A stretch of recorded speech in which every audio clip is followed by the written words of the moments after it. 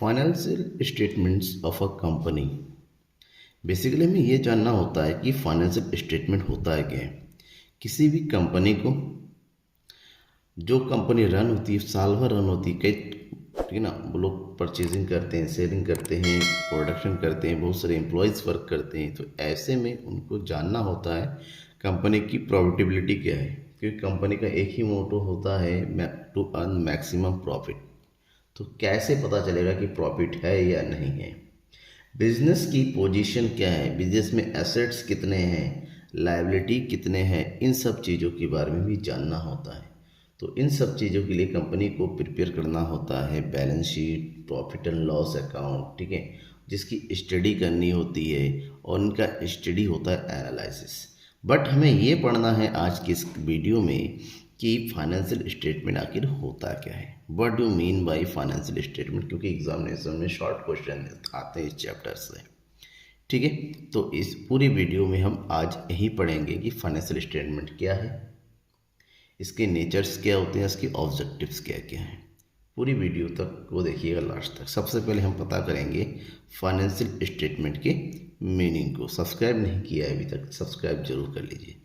तो सबसे पहली बात तो ये है, financial statement are the end products of accounting process. जो अकाउंटिंग प्रोसेस है, अकाउंटिंग का मतलब क्या होता है, recording, summarising, classification and interpretation of business transaction. तो उस पूरी जो क्लास 11 में आपने पढ़ा है, journal entry, ledger, trial balance से हम ट्रायल करते हैं, फिर फाइनल अकाउंट्स बनाते हैं।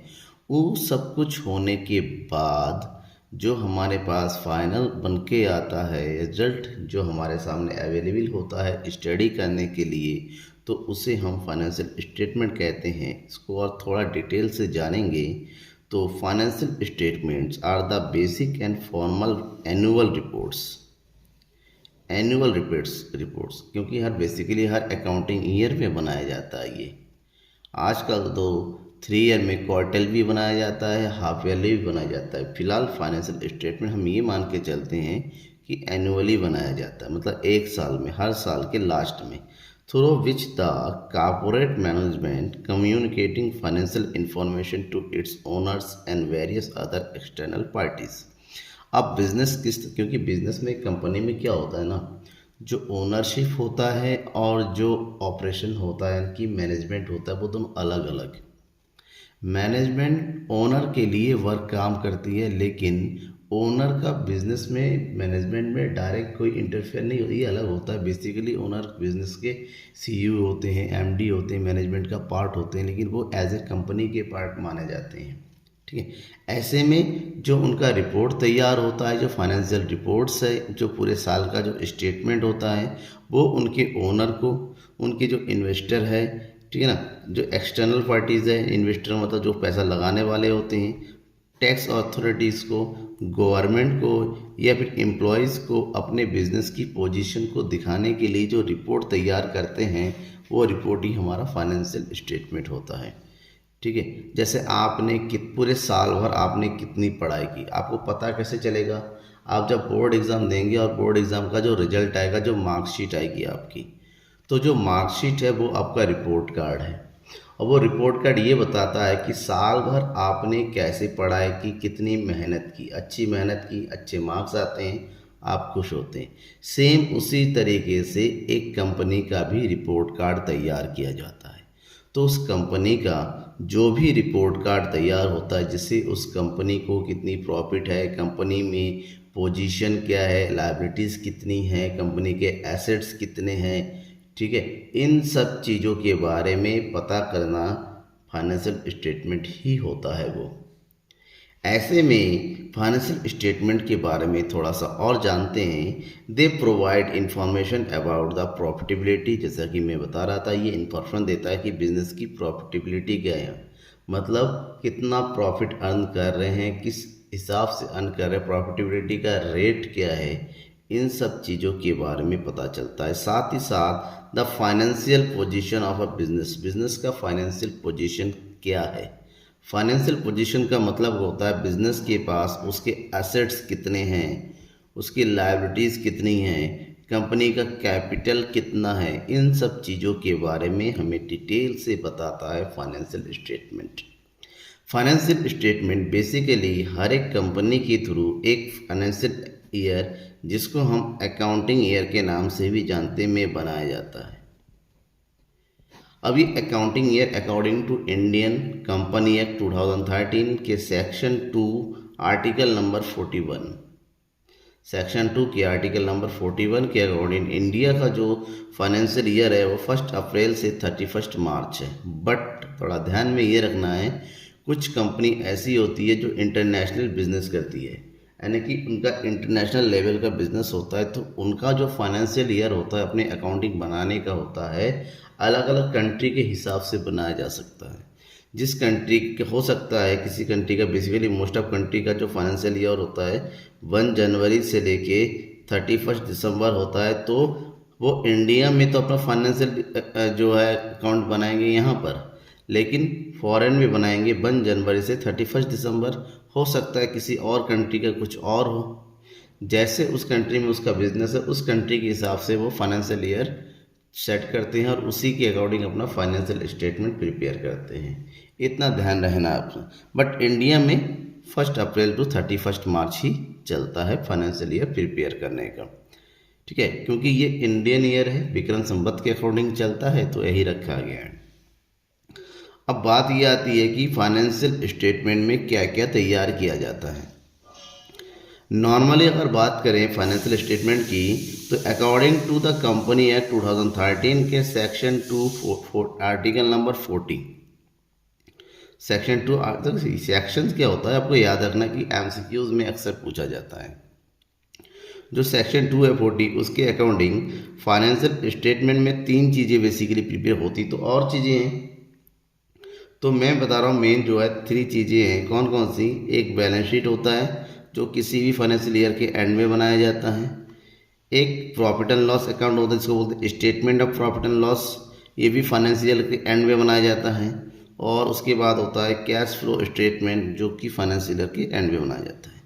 बेसिकली स्टडी करने के लिए 3 चीज़ें होती हैं, और भी 1-2 चीज़ें हैं वो आपको फिलहाल जानने की ज़रूरत नहीं है। अकॉर्डिंग टू कोर्स आप इन 3 चीज़ों को समझिए कि बैलेंस शीट प्रिपेयर किया जाता है जो बिजनेस के किसके बारे में बताता है, पोजीशन, फाइनेंशियल पोजीशन के बारे में बताता है। Statement of profit and loss बनाया जाता है जो बिजनेस के प्रॉफिटेबिलिटी को बताता है। और कैश फ्लो स्टेटमेंट को बनाया जाता है ताकि बिजनेस के कैश के फ्लो को जाना जा सके, कितना कैश आया और कितना कैश गया, ठीक है। तो ये बेसिकली आपको फाइनेंशियल स्टेटमेंट बनाना है। अब ये बनता कैसे है बैलेंस शीट, इसका फॉर्मेट क्या है, स्टेटमेंट कैसे बनता है, इसका फॉर्मेट क्या है, कैश फ्लो कैसे बनता है, इसका फॉर्मेट है, वो मैं आगे आने वाले वीडियोस में आपको डिटेल से बताऊंगा। फिलहाल तो हम जल्दी जल्दी ये जान लेते हैं कि एक फाइनेंशियल स्टेटमेंट का नेचर क्या होता है। नेचर ऑफ फाइनेंशियल स्टेटमेंट, पहला, हर एक फाइनेंशियल स्टेटमेंट रिकॉर्डेड फैक्ट्स के अकॉर्डिंग बनाया जाता है। रिकॉर्डेड फैक्ट्स मतलब हर एक ट्रांजैक्शन को पहले रिकॉर्ड किया जाता है। और आप सबको पता है कि फाइनेंशियल ट्रांजैक्शन का मतलब होता है वो ट्रांजैक्शन जो मॉनेटरी टर्म में होता है। For example cost production, for example salary, ठीक है ना, प्रॉफिट, सेल्स, इन सब चीज़ों को रिकॉर्ड करके रखा जाता है। और जो भी आइटम रिकॉर्ड होता है as in the term of money, उन सबको स्टडी किया जाता है और उस स्टेप को फाइनल अकाउंट में कन्वर्ट किया जाता है। नेक्स्ट, अकाउंटिंग कन्वेंशंस, जो भी रिकॉर्ड किया जाता है, जो भी ट्रांजैक्शन होता है, वो सब किसी ना किसी अकाउंटिंग कन्वेंशन के अकॉर्डिंग किया जाता है।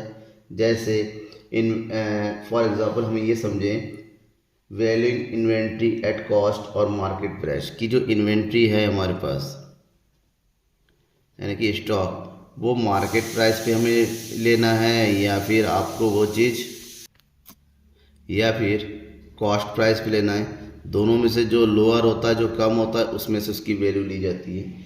इस तरह से बहुत सारे कन्वेंशंस होते हैं जिसके अकॉर्डिंग हमें बिजनेस ट्रांजैक्शन को रिकॉर्ड करना पड़ता है कि बैलेंस शीट कैसे बनाया जाएगा, प्रॉफिट एंड लॉस का फॉर्मेट क्या होता है। हर चीज़ को एक अलग अलग प्रिंसिपल होते हैं, उस प्रिंसिपल को हमें जो है फॉलो करना पड़ता है। Next, postulate. पॉस्टुलेट का मतलब क्या होता है?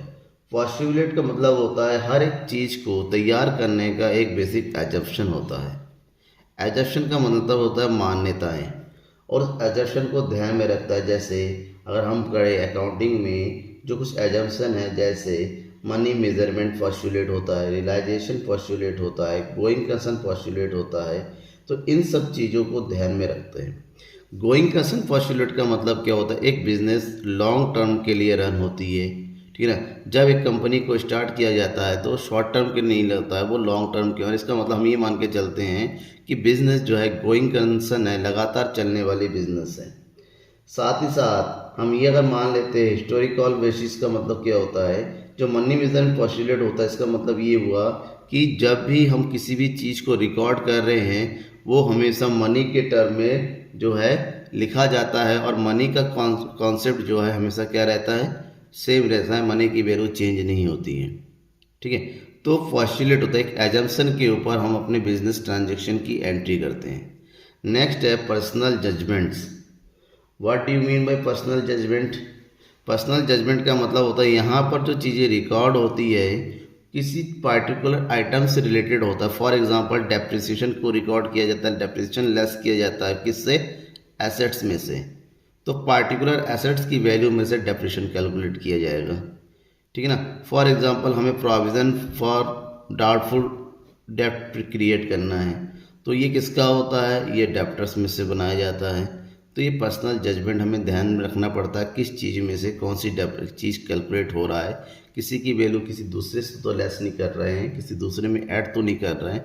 तो ये सब चीज़ों को ध्यान में रखना पड़ता है। बेसिकली फाइनेंशियल नेचर होता है जो कि एक फाइनेंशियल स्टेटमेंट ध्यान रखने को बनाने के लिए विशेष तरीके से ध्यान रखना पड़ता है।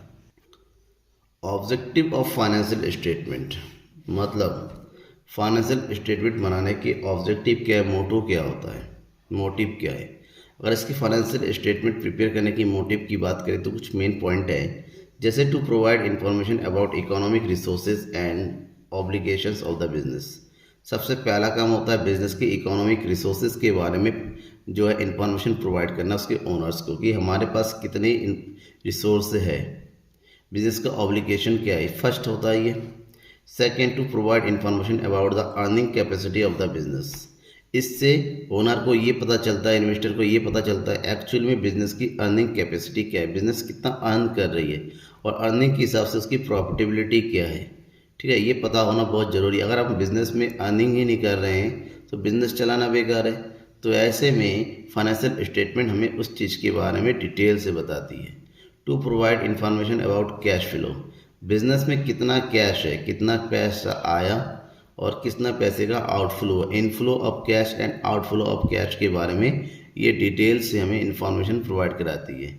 टू जज इफेक्टिवनेस ऑफ मैनेजमेंट, इससे मैनेजमेंट कितनी इफेक्टिव है, मैनेजमेंट कितनी अच्छे तरीके से वर्क कर रही है, ठीक है ना, कितने स्मूथ वर्क है उनका, उनकी प्लानिंग्स कितनी अच्छी है, उस प्लानिंग का रिजल्ट कितना अच्छा होता है। इस सब चीज़ों के बारे में जज करने का मौका देती है फाइनेंशियल स्टेटमेंट।